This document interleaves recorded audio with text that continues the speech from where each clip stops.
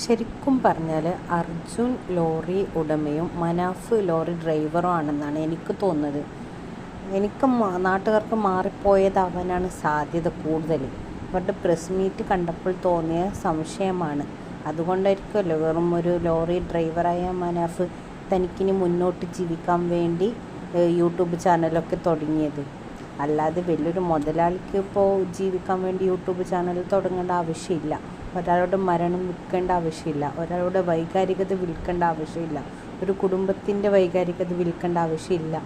അപ്പോൾ സത്യത്തിൽ ഈ അർജുനായിരിക്കോ ഈ ലോറിയുടെ ഉടമ? മനാഫ് ആയിരിക്കുമോ ഈ ലോറി ഡ്രൈവർ?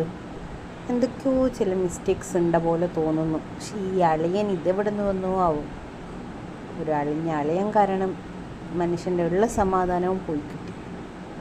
ഇപ്പം അളിയനെ കാണുന്നതേ കേൾക്കുന്നതേ പേടിയാണ്. പക്ഷെ ഒരു അളിയനുണ്ടായിരുന്നു.